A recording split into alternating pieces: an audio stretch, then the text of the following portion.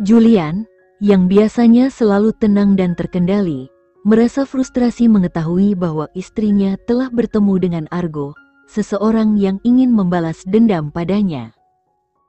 Jika bukan karena dia, Jenny akan menjalani kehidupan yang jauh lebih sederhana, bebas dari ancaman dan bahaya.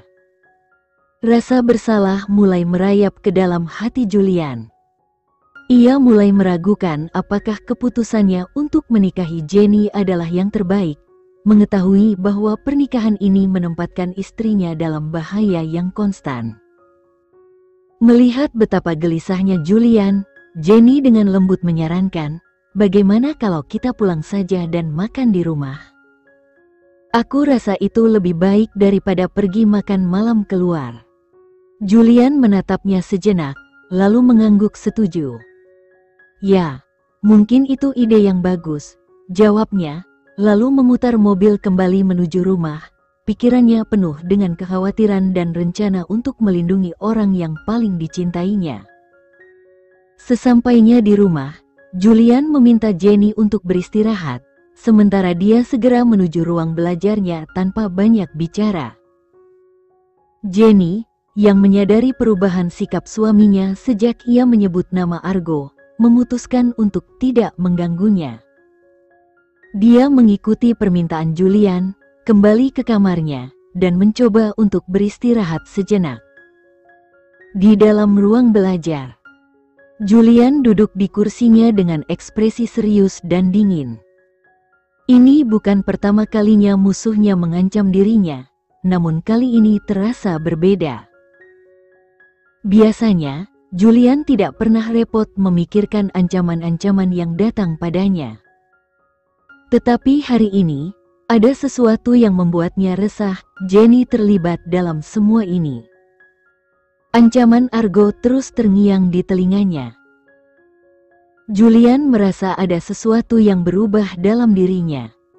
Setiap kali sesuatu berkaitan dengan Jenny, dia kehilangan akal sehatnya. Ia tak bisa berpikir logis atau menganalisis dengan jernih. Jenny telah menjadi kelemahannya, satu-satunya kelemahan yang ia miliki di dunia ini.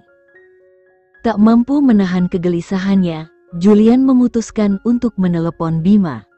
"Hai, bro. Gimana filmnya tadi?"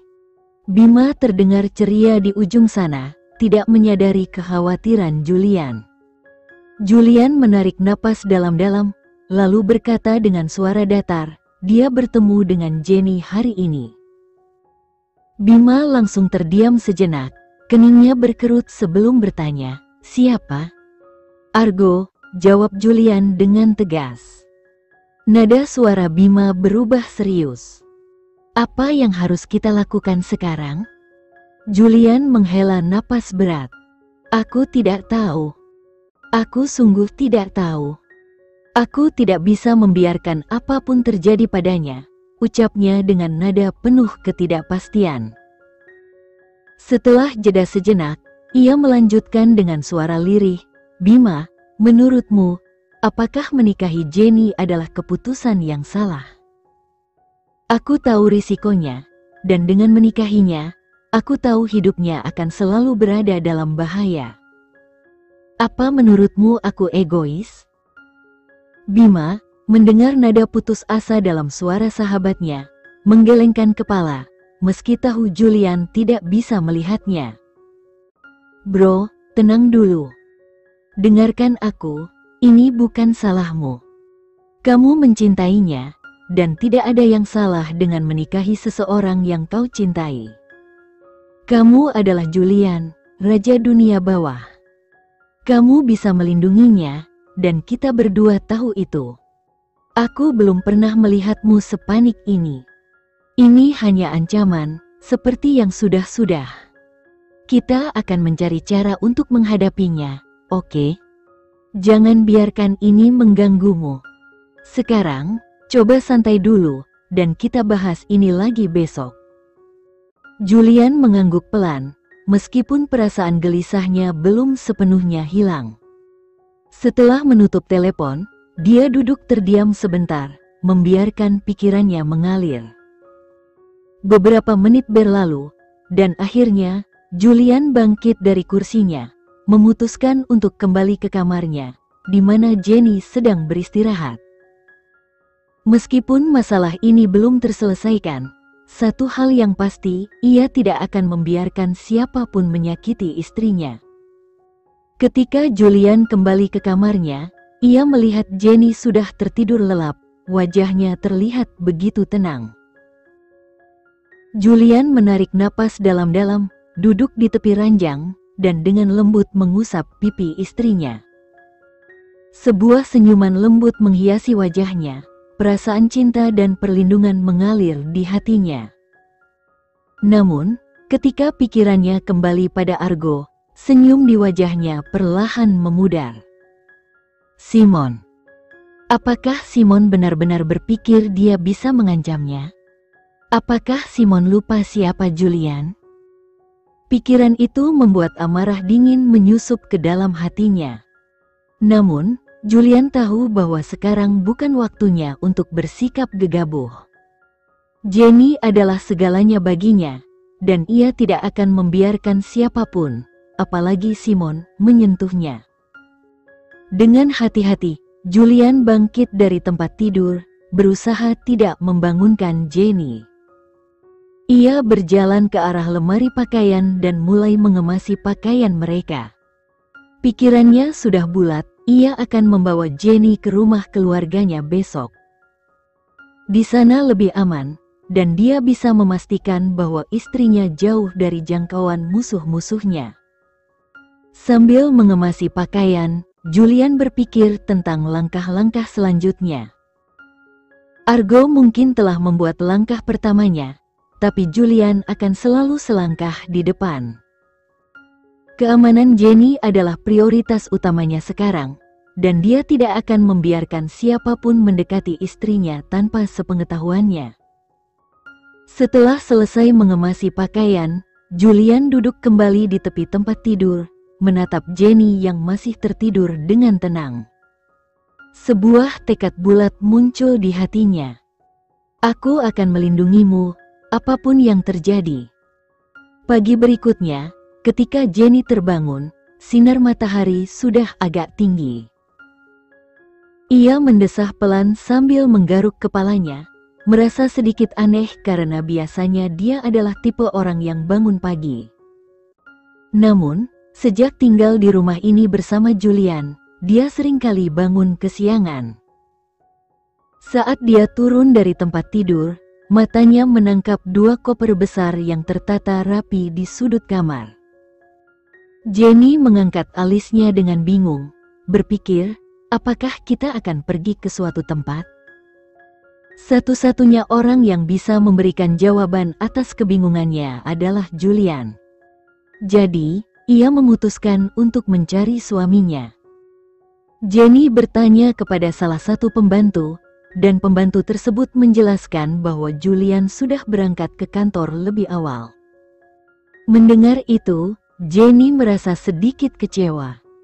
Aku harus mulai bangun pagi lagi, pikirnya, bertekad untuk tak ketinggalan seperti ini besok. Bagaimana dengan sarapannya? Tanya Jenny. Pembantu itu tersenyum dan menjawab, ya, Nyonya. Tuan sudah makan sarapannya sebelum berangkat. Jenny tersenyum kecil. Baiklah. Kalau begitu, aku akan menyiapkan makan siang untuknya hari ini dan mengantarkannya ke kantor, ucapnya penuh semangat. Namun, pembantu itu tampak sedikit ragu dan berkata pelan, Nyonya, mungkin kamu sebaiknya beristirahat saja. Kami bisa menyiapkan makan siang untuk Anda dan Tuan. Jenny menggelengkan kepalanya, tak berniat menyerah. Mengapa kalian tidak beristirahat saja? Aku yang akan menyiapkan makan siang untuk semua orang hari ini, jawabnya dengan senyuman. Pembantu itu tampak sangat terkejut, matanya membelalak. Tuan telah memerintahkan kami dengan tegas untuk tidak mengizinkan Nyonya masuk ke dapur. Nyonya, katanya, terdengar sedikit takut melanggar perintah. Jenny mengerutkan kening, tidak menyangka Julian bisa memberikan perintah seperti itu. Siapa dia yang bisa melarangku masuk dapur? Ini juga rumahku. Aku bebas melakukan apapun yang aku mau di sini, balas Jenny dengan tegas. Tanpa menunggu jawaban lebih lanjut, Jenny berjalan ke dapur, bertekad untuk menyiapkan sesuatu sendiri. Aku bukan hanya tamu di sini, pikirnya. Di dalam dapur, kepala pelayan Anton dan para pembantu lainnya tidak bisa berbuat banyak. Mereka hanya bisa menyaksikan nyonya muda mereka dengan cemas, berharap Jenny tidak melukai dirinya sendiri. Tak ada yang berani menentang keinginannya, apalagi perintah dari Julian untuk tidak mengizinkan Jenny masuk ke dapur sudah jelas. Mereka hanya bisa berdoa agar semuanya berjalan lancar. Jenny, di sisi lain, tampak sangat bersemangat. Dia memutuskan untuk membuat hidangan sederhana namun lezat, bubur, iga babi, dan nasi kepal, hidangan kesukaannya yang akan dia bawa untuk suaminya. Dalam waktu 40 menit, semua makanan sudah siap. Senyuman bangga menghiasi wajah Jenny ketika dia mulai menuangkan bubur panas ke dalam wadah. Namun, karena tergesa-gesa, ia kehilangan pegangannya, menyebabkan sebagian bubur panas terciprat ke tangannya. Aduh! Teriak Jenny sambil menarik tangannya dengan cepat, rasa perih terasa di kulitnya. Kepala pelayan Anton langsung bergegas menghampirinya, wajahnya penuh kekhawatiran. Ya Tuhan, nyonya muda, bagaimana ini bisa terjadi?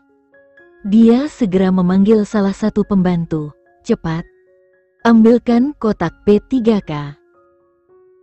Sementara kepala pelayan Anton mencoba menenangkan situasi, Jenny tersenyum lemah, berusaha menenangkan kekhawatiran mereka. Tidak apa-apa, Paman Anton, katanya, berusaha meyakinkan mereka bahwa dia baik-baik saja. Namun, kepala pelayan Anton tetap cemas.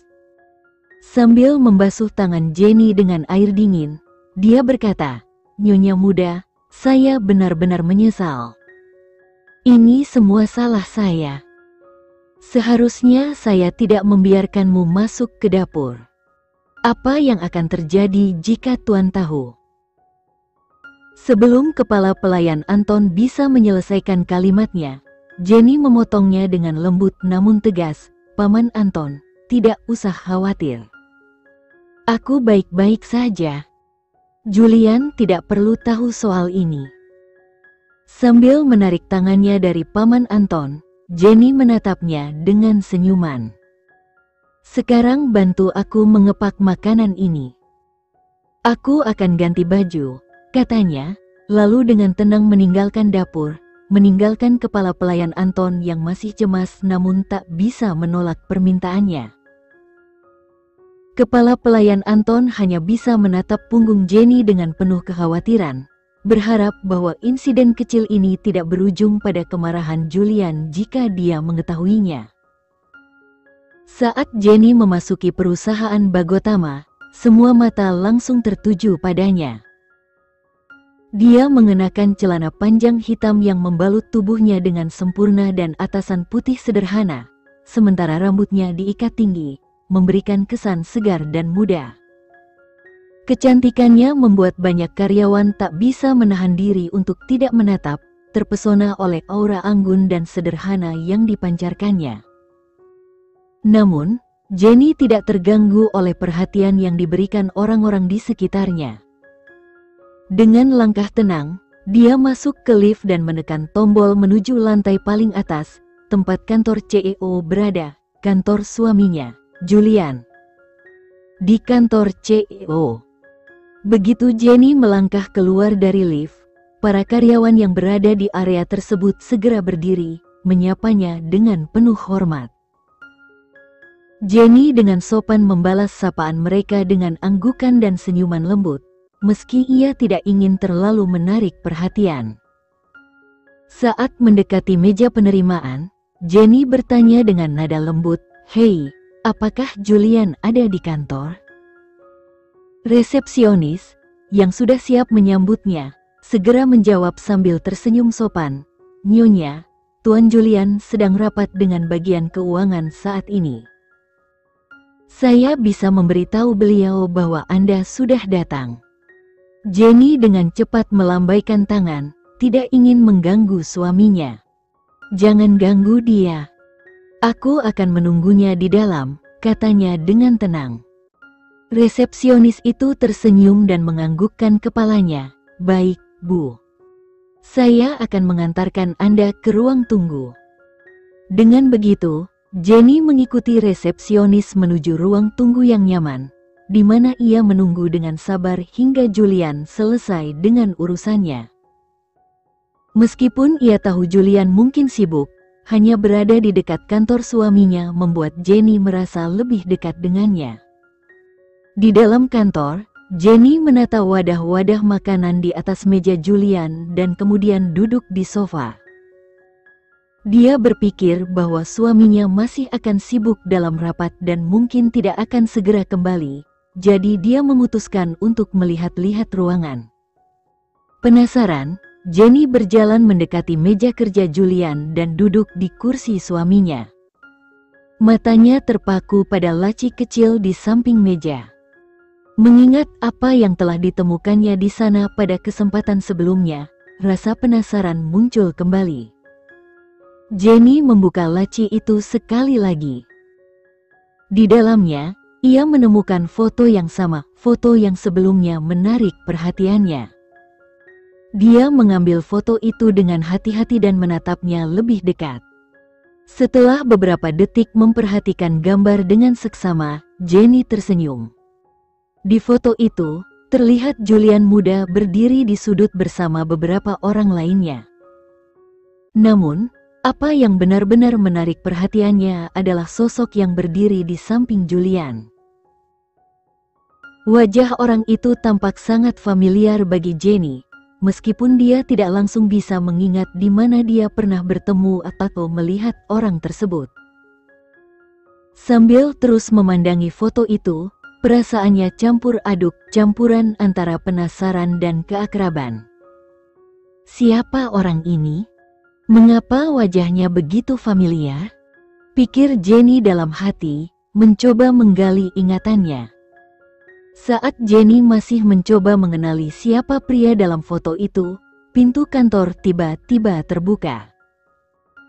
"Bos, ini bukan," Bima menghentikan kalimatnya dengan tiba-tiba ketika melihat seseorang yang tidak ia duga akan ada di kantor. Jenny langsung berdiri dari kursi dan berjalan menuju sofa, merasa sedikit malu karena ketahuan duduk di kursi Julian. Bima, yang selalu ceria, tersenyum padanya dan berkata, "Hei, kursi itu juga milikmu. Jadi tidak ada salahnya duduk di sana, Nyonya Jenny." Jenny menatap Bima, merasa wajah pria itu sangat familiar. Sambil memiringkan kepalanya sedikit, dia bergumam pelan, "Bima." Bima tertawa kecil, merasa senang bahwa Jenny masih mengenalinya. "Kau ingat aku?" tanyanya. Jenny menyilangkan tangannya sambil tersenyum, "Tentu saja aku ingat. Siapa yang bisa lupa dengan pria paling genit di kampus?" Bima tertawa dan berjalan mendekat. Tanpa basa-basi, dia merentangkan tangannya dan memeluknya. "Jenny, senang bertemu lagi." Namun, Jenny dengan cepat menghindar dari pelukannya dan duduk di sofa. Sambil menatapnya dengan senyuman jahil, dia berkata, "Pesona dan trikmu tidak pernah berhasil padaku dulu, dan sekarang juga tidak. Selain itu, aku sudah menikah, dan kamu berdiri di kantor suamiku." Bima terdiam, masih dengan kedua tangannya terentang, merasa sedikit kikuk. Dalam hati, ia berpikir, "Trik? Pesona? Aku tidak pernah menggunakan trik apapun padamu. Aku tidak mau mengambil risiko seperti itu." Sambil membersihkan tenggorokannya untuk menyembunyikan rasa malunya, Bima duduk di sofa di sebelah Jenny. Baiklah, aku. Namun sebelum dia bisa melanjutkan kalimatnya, Jenny tertawa terbahak-bahak. Aku hanya bercanda. Senang bertemu denganmu setelah sekian lama, Bima. Bima tersenyum lega, lalu dengan santai menepuk kepala Jenny. Senang bertemu denganmu juga, Jenny. Tepat saat Bima hendak menarik tangannya dari kepala Jenny, pintu kantor terbuka lagi. Berdiri di ambang pintu adalah Julian, wajahnya memancarkan dingin yang begitu intens sehingga atmosfer kantor terasa lebih tegang. Melihat tatapan dingin Julian, Bima langsung menelan ludah dan dengan cepat menarik tangannya dari kepala Jenny. Jelas, Julian tidak senang melihat seseorang, bahkan sahabatnya sendiri, menyentuh istrinya. Di sisi lain, Jenny, yang tidak menyadari perubahan suasana hati Julian, merasa bingung melihat ekspresi wajah suaminya. Saat Julian diberitahu tentang kedatangan istrinya, dia langsung menyelesaikan rapatnya dengan cepat dan bergegas menuju kantornya. Namun, pemandangan yang ia temukan ketika masuk membuat darahnya mendidih. Bima dengan santai menepuk-nepuk kepala istrinya. Jika orang lain yang melakukan itu, Julian pasti sudah menghukum mereka dengan keras. Bima sangat beruntung hari ini. Julian dengan cepat berjalan melewati Bima, sepenuhnya mengabaikannya, dan langsung menuju Jenny. Dengan lembut, dia menyelipkan rambut istrinya ke belakang telinganya dan berkata dengan nada lembut, "Apakah kamu sudah menunggu lama?" Jenny, yang awalnya sedikit bingung dengan perubahan suasana, tersenyum lembut dan menggelengkan kepala. "Tidak, aku baru saja sampai," jawabnya, tatapannya menenangkan Julian. Bima, yang masih berdiri di dekat mereka dengan canggung, mencoba menyelamatkan situasi dengan menyeringai dan berkata, "Hei, Julian, santai saja. Aku hanya mengobrol dengan Jenny. Kau tahu aku tidak bermaksud apa-apa." Julian melirik sekilas ke arah Bima, masih dengan tatapan dingin, sebelum mengalihkan perhatiannya kembali pada Jenny. "Apakah kamu sudah makan siang? Aku bisa mengatur sesuatu jika belum," tanyanya, sepenuhnya fokus pada istrinya dan mengabaikan kehadiran sahabatnya yang mencoba mencairkan suasana. Jenny hanya tersenyum, berusaha menahan tawa melihat betapa protektifnya Julian. "Aku sudah membawakan makan siang untuk kita. Kamu tidak perlu khawatir," katanya sambil menunjuk ke arah wadah makanan di meja. Julian mengangguk, merasa sedikit lebih tenang. "Baiklah, kita makan bersama nanti," ujarnya dengan lembut. Bima, yang merasa tersisih dari percakapan, mengangkat tangan sebagai tanda menyerah. Oke, aku mengerti. Aku akan pergi sekarang," katanya sambil berjalan menuju pintu, tetapi sebelum keluar, dia berbalik dan menambahkan, "Tapi Julian, kita masih harus berbicara nanti." Julian tidak menjawab, hanya memberikan anggukan singkat, sebelum kembali fokus pada Jenny. Julian melirik ke arah Bima, wajahnya berubah tajam. "Apa yang kamu lakukan di sini?" Bima mengangkat bahunya, seolah tidak peduli dengan tatapan tajam itu. "Apa maksudmu?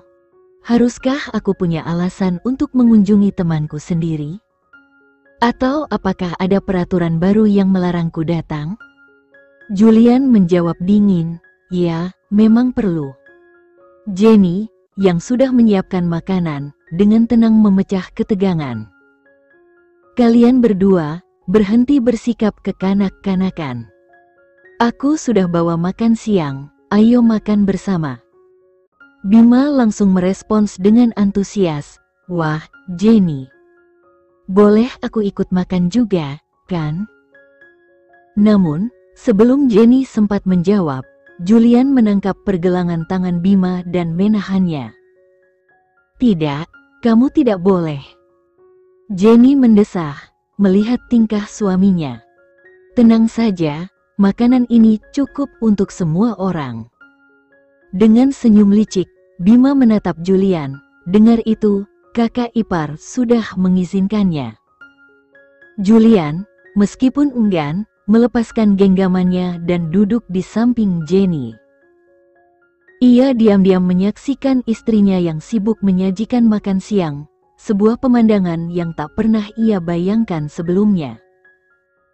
Kini, Jenny bukan lagi hanya seseorang yang hadir dalam hidupnya, tetapi sebagai istrinya, membawakan makan siang untuknya di kantor.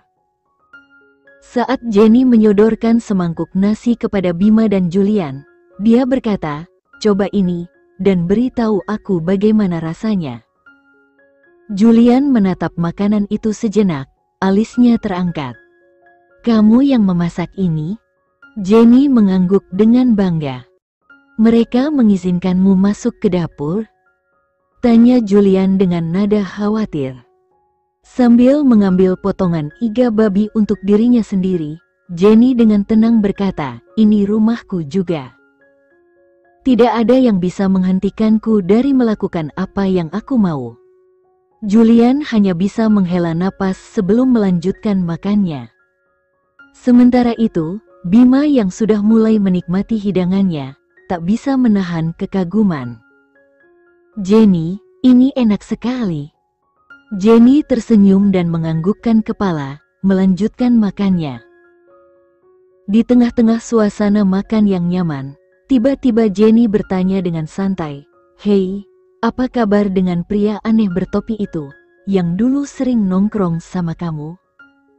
Julian terkejut, hampir tersedak makanannya. Dia buru-buru menepuk dadanya, berusaha menenangkan diri dari kejutan mendadak itu. Bima, di sisi lain, hanya tersenyum licik melihat reaksi sahabatnya, seolah menikmati momen itu. Jenny dengan sigap memberikan segelas air kepada Julian. "Hati-hati," katanya lembut. Sementara itu, Bima hanya menyeringai sambil berkata, "Dia baik-baik saja, jangan khawatir. Lagi pula, dia baru saja menikah." Jenny, yang tidak ingin melewatkan kesempatan ini, mengangkat alis dan bertanya, "Gadis bodoh mana yang akhirnya menikah dengan pria bertopi aneh itu?" Julian yang masih mencoba menenangkan diri terbatuk lagi, menatap tajam ke arah Bima. Merasa tekanan dari tatapan mematikan itu, Bima menggaruk kepalanya, berusaha tersenyum. Sebenarnya, dia tidak seburuk itu. Dulu dia cuma sedikit tertutup, introvert. Tapi Jenny, gimana kalau kamu yang menikah dengan pria bertopi aneh itu? Apa yang akan kamu lakukan?" Jenny dengan tegas menggelengkan kepala sambil tertawa kecil. Tidak mungkin. Aku tidak akan pernah menikah dengan orang seperti dia." Mendengar itu, Julian hanya menundukkan kepalanya, menahan senyum di bibirnya, lalu berkata dengan nada datar, "Sudahlah, mari makan dengan tenang." Setelah menyelesaikan makan siang, Jenny mulai membereskan barang-barang dan bersiap untuk pergi. Sebelum meninggalkan ruangan, dia menoleh ke arah Julian dan bertanya, "Aku ingin tahu, kenapa kamu mengemasi pakaian kita?" Julian tersenyum lembut padanya. "Kita akan pergi ke rumah orang tuaku hari ini. Aku akan menjemputmu setelah kerja, dan kita akan makan malam di sana." Jenny mengangguk dan beranjak pergi. Begitu Jenny keluar dari ruangan, suasana berubah sedikit tegang. Bima berdeham, hendak memulai pembicaraan serius. "Aku sebenarnya ingin bicara tentang Argo." Tapi Julian memotong dengan cepat, menunjuk ke arah Bima dengan tegas, "Jangan pernah sentuh istriku lagi. Dan jangan pernah usap kepalanya lagi." Bima hanya bisa terdiam, menyadari bahwa sahabatnya tidak sedang bercanda. Bima menepuk dahinya dan berkata, "Hei, aku bahkan tidak benar-benar menyentuh Jenny, oke? Aku hanya menepuk kepalanya sedikit. Sambil memutar matanya, Julian menjawab dengan tegas, "Kamu tidak diizinkan menepuk kepalanya, atau menyentuhnya sama sekali." Dengan angkat tangan, Bima menyerah, "Baik-baik. Aku tidak akan melakukannya lagi." "Sekarang, Tuan Julian yang cemburu, bisakah kita bicara bisnis?" Julian berjalan menuju kursinya, memberi isyarat pada Bima untuk duduk. Bima menarik napas dalam-dalam sebelum memulai. Argo telah melakukan kontak dengan beberapa lembaga asing akhir-akhir ini. Sepertinya lelaki tua itu telah memutuskan aliansinya dengan Argo. Julian mengangkat alisnya, memperhatikan. Orang tua itu ternyata lebih licik dari yang kukira. Bima mengangguk setuju. "Aku juga penasaran. Kenapa tiba-tiba dia bersikap begitu baik padamu? Ini semua terasa tidak biasa." Julian bersandar di kursinya, merenung. "Ada berita lain tentang Argo?" Bima menghela napas. "Dia sedang merencanakan sesuatu yang besar, Julian. Jangan hanya fokus melindungi Jenny. Mereka akan menggunakan Jenny sebagai umpan. Tapi target utama mereka tetap kamu. Jangan lengah." Julian mengangguk pelan, tatapannya berubah dingin. Tidak ada hal lain yang lebih penting sampai dia aman. Bima mengubah topik, mencoba meredakan ketegangan. "Ngomong-ngomong, siapa wanita yang setiap hari disiksa oleh Marcel? Apa rencanamu?" Julian berpikir sejenak sebelum menjawab, "Minta Marcel melepaskannya. Tapi peringatkan dia untuk tidak mengatakan sepatah kata pun tentang apa yang dia lihat atau alami." Bima menganggukkan kepala dan bersiap untuk pergi. "Baiklah, akan aku urus." Setelah Bima pergi, Julian duduk diam, merenungi kata-kata sahabatnya. Argo jelas merencanakan sesuatu yang besar, dan Jenny adalah target yang akan mereka jadikan umpan. Pikirannya dipenuhi oleh ancaman ini, tapi satu hal pasti, Julian tidak akan membiarkan rencana Argo berhasil. Baginya, yang paling penting adalah menjaga Jenny tetap aman, bahkan jika itu berarti harus mengorbankan segalanya, termasuk nyawanya sendiri. Di tempat lain, Raka mengangguk pelan, menatap mata Dania yang basah oleh air mata. Dalam hatinya, dia tahu bahwa situasi yang mereka hadapi semakin rumit. Hubungannya dengan keluarga Baskara hancur, dan masa depan perusahaan Dwi Tama tampak suram. Namun, dia tidak bisa menunjukkan kelemahannya sekarang, terutama di depan Dania. "Aku akan mengurus semuanya," katanya sambil mencoba menenangkan wanita di hadapannya. "Tidak ada yang perlu kamu khawatirkan. Aku akan menemukan cara untuk mengatasi masalah ini." Dania mengangkat kepalanya dan menatap Raka dengan penuh harap. "Tapi bagaimana jika mereka terus menyerang kita? Kita sudah kehilangan begitu banyak, dan aku tak bisa membiarkanmu menanggung beban ini sendirian." Raka menghela napas panjang. Dia tahu benar bahwa situasinya jauh lebih buruk dari yang tampak. Julian bukan hanya sekadar musuh biasa. Dia adalah seseorang yang sangat berkuasa, dan kekuatannya tidak bisa dianggap remeh. Namun, dia tak ingin Dania merasa lebih bersalah daripada yang sudah dia rasakan. "Tidak ada yang perlu dikhawatirkan, Dania," ucapnya, berusaha terdengar meyakinkan meski hatinya bergetar. Herman memiliki tanggung jawab terhadap janji lama yang dia buat. "Jika perlu, kita akan menggunakan itu sebagai kartu terakhir." Dania menggigit bibirnya. "Tapi apakah kita benar-benar harus menggunakan itu? Aku tidak yakin apa yang akan terjadi jika kita mengungkitnya." Raka menatap Dania, merasa sedikit bimbang. Mengingatkan Herman tentang janji lamanya bukanlah pilihan yang mudah. Janji itu penuh dengan intrik dan bahaya, dan mengungkitnya bisa berakhir dengan konsekuensi yang tak terduga. Namun, di saat seperti ini, mungkin mereka tak punya pilihan lain. Sekian dulu ya video kali ini, kita lanjutkan lagi videonya di lain waktu. Oh iya, bagaimana menurut kalian? Semoga bisa sedikit menghibur kalian semua. Untuk teman-teman yang baru nonton, jangan lupa subscribe ya, hehehe. Dan kalau teman-teman ada yang ingin gabung langganan, bisa langsung gabung saja untuk dapat fitur yang menarik dan sedikit membantu Mimin. Terima kasih banyak sudah menonton, sampai jumpa lagi, bye.